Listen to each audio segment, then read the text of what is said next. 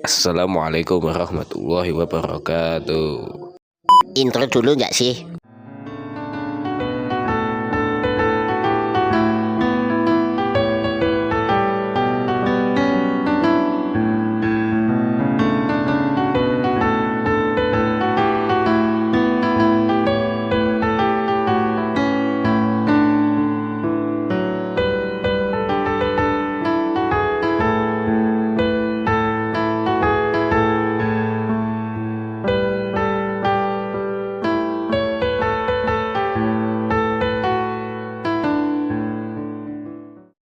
Sebagai manusia yang budiman,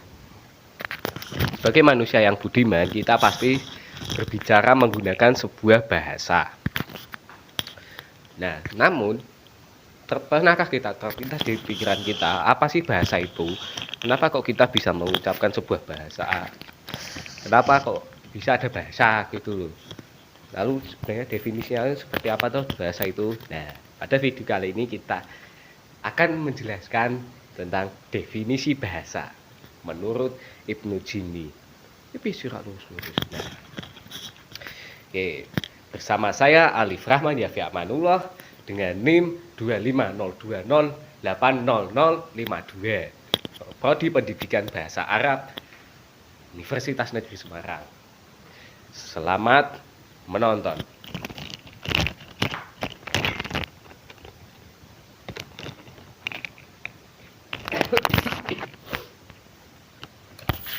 Jadi, menurut Ibnu Jini, bahasa didefinisikan sebagai al-lugha aswatun yu'abiru biha kullu qaumin an al-radihim, yang berarti bahasa adalah bunyi-bunyi yang digunakan untuk suatu kaum untuk mengungkapkan tujuan-tujuan mereka. Definisi ini menunjukkan bahwa bahasa bukan sekedar kumpulan kata, melainkan sebuah sistem yang memiliki unsur dan fungsi tertentu. Unsur pertama adalah aswat atau bunyi. Ibnu Jini menegaskan bahwa hakikat bahasa terletak pada bunyi yang dihasilkan oleh alat ucap manusia. Hal ini menunjukkan bahwa bahasa pada dasarnya bersifat lisan, sedangkan tulisan hanyalah bentuk representasi dari bunyi tersebut. Kemudian unsur yang kedua adalah yu'abiru, yang berarti mengekspresikan, menyampaikan. Bunyi bahasa tidak diucapkan secara sembarangan, tetapi berfungsi untuk menyampaikan makna melalui bahasa. Manusia dapat mengekspresikan pikiran, perasaan, dan ide kepada orang lain. Lalu, unsur yang ketiga adalah al-ghrad, yaitu tujuan atau maksud. Bahasa digunakan untuk berbagai tujuan komunikasi seperti memberi informasi, bertanya, memerintah, melarang, maupun mengungkapkan perasaan. Dengan demikian, bahasa selalu berkaitan dengan kebutuhan dan konteks pemakaiannya. Kemudian unsur terakhir adalah kaum, yang berarti suatu kaum atau masyarakat. Ini menegaskan bahwa bahasa bersifat sosial dan hidup dalam komunitas tertentu. Bahasa hanya dapat dipahami dan berfungsi dengan baik apabila digunakan dan disepakati oleh sekelompok penuturnya. Dari keempat unsur tersebut dapat disimpulkan bahwa menurut Ibnu Jini, bahasa adalah sistem bunyi bermakna yang bersifat sosial dan digunakan manusia untuk mencapai tujuan komunikasi dalam kehidupan sehari-hari. Sekian dan terima kasih. Di sini saya akan menjelaskan materi yang kedua, yaitu sifat dasar bahasa. Sifat dasar bahasa adalah sistem lambang bunyi yang bermakna, yaitu meliputi arbiter, konvensional, produktif, dinamis, universal, unik, bervariasi, dan manusiawi. Yang intinya adalah sistem teratur dari bunyi dan lambang yang disepakati untuk berkomunikasi dan selalu berubah seiring waktu dan memiliki ciri khas tertentu, serta hanya dimiliki oleh manusia. Sifat utama bahasa yaitu ada 11. Yang pertama meliputi sistem. Sistem adalah bahasa terdiri dari unsur bunyi, kata, dan kalimat yang tersusun secara teratur dengan aturan tertentu. Yang kedua yaitu ada lambang. Bahasa adalah sistem lambang atau bunyi yang mewakili konsep atau makna tertentu. Yang ketiga ada bunyi. Bunyi adalah bahasa pada dasarnya ialah bunyi yang dihasilkan organ bicara dan dipahami melalui pendengaran. Yang keempat yaitu ada bermakna. Setiap lambang bunyi memiliki arti atau konsep yang ingin disampaikan. Yang kelima yaitu ada arbitrer atau disebut manasuka. Hubungan antara lambang bunyi dan maknanya tidak tetap atau tidak ada keharusan dan bisa berubah. Yang keenam yaitu ada konvensional. Konvensional adalah hubungan lambang dan makna disepakati bersama oleh penutur bahasa tersebut. Yang ketujuh ada produktivitas. Produktivitas adalah bahasa mampu menghasilkan ungkapan atau kalimat baru yang tak terbatas jumlahnya. Yang kedelapan yaitu ada dinamis. Dinamis adalah bahasa terus berubah dan berkembang mengikuti perkembangan zaman dan kebutuhan penuturnya. Yang kesembilan yaitu ada universal. Universal adalah memiliki ciri-ciri umum yang dimiliki oleh semua bahasa di dunia. Yang kesepuluh yaitu bervariasi. Bahasa memiliki ragam dan perbedaan sesuai konteks dan penuturnya. Contohnya bahasa formal, santai, dan daerah. Yang ke-11 yaitu ada manusiawi.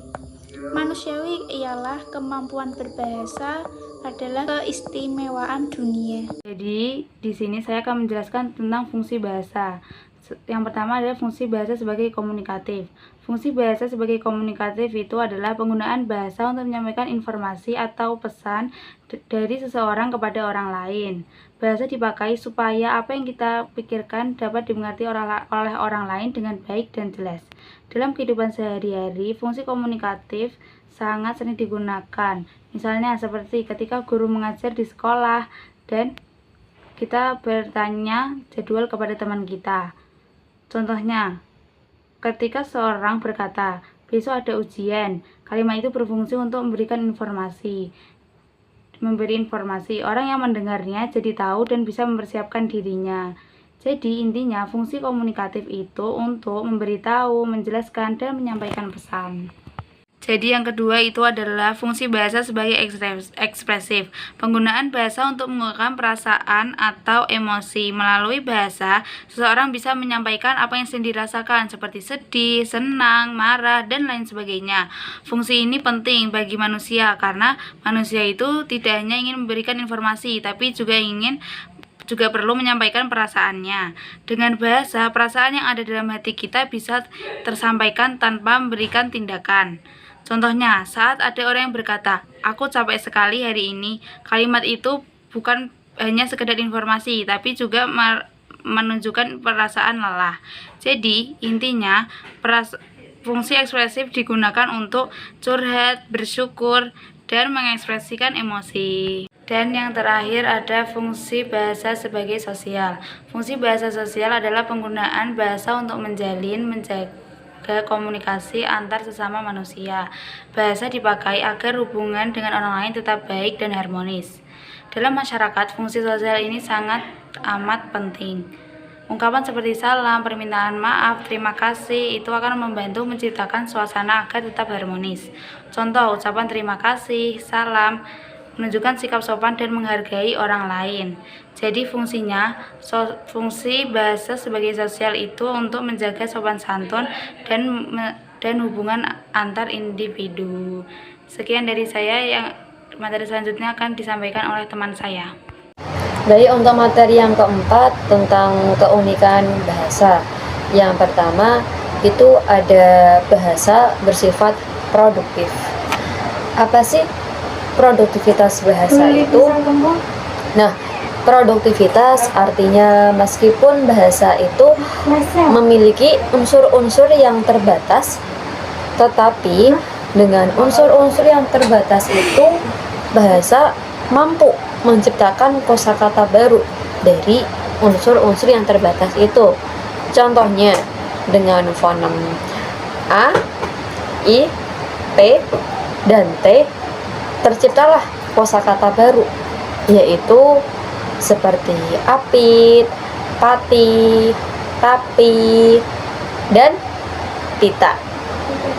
Nah, hal ini menunjukkan bahwa bahasa itu bersifat produktif, di mana dari unsur-unsur yang terbatas itu dihasilkanlah kombinasi yang sangat beragam. Nah, untuk selanjutnya ada bahasa bersifat dinamis. Nah, bahasa bersifat dinamis itu artinya bahasa ikut berubah sesuai dengan kehidupan dalam masyarakat, yang mana kehidupan masyarakat itu tidak tetap dan selalu berubah. Perubahan tersebut dapat terjadi baik dalam segi bentuk ataupun maknanya. Oleh karena itu, setiap tahun bakal ada kosakata yang hilang dan ada kosakata baru yang muncul. Contohnya, seperti kemunculan bahasa gaul pada zaman sekarang, seperti kosakata mager, sepil, asbun, YTTA, dan kosakata lainnya. Baik, cukup sekian materi dari saya. Dalam linguistik, bahasa dibagi menjadi dua bentuk utama, yaitu bahasa lisan dan bahasa tulis. Nah, keduanya ini memiliki perbedaan yang penting karena keduanya memiliki karakteristik dan cara kerja yang berbeda dalam proses komunikasi. Bahasa lisan adalah bahasa yang dihasilkan melalui tuturan langsung dan diterima melalui pendengaran. Bahasa ini biasa digunakan dalam interaksi sehari-hari, seperti percakapan, diskusi, ceramah, ataupun dialog langsung. Dalam linguistik, bahasa lisan dianggap sebagai bentuk bahasa yang paling alami karena bahasa lisan muncul secara spontan dan berkembang secara langsung dalam kehidupan manusia, bahkan sebelum adanya sistem tulisan. Salah satu ciri utama dalam bahasa lisan adalah sifatnya yang spontan dan tidak selalu berencana.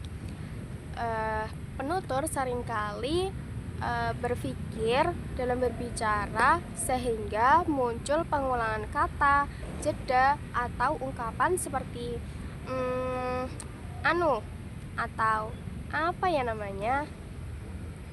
Selain itu, bahasa lisan juga dipengaruhi oleh konteks situasi.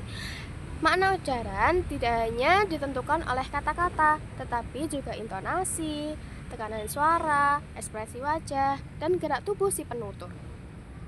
Dari segi struktur, bahasa lisan cenderung menggunakan kalimat yang sederhana dan kadang tidak lengkap secara gramatikal. Hal ini tidak membuatnya sulit difahami karena adanya dukungan unsur nonverbal dan konteks bersama antara penutur dan lawan penutur.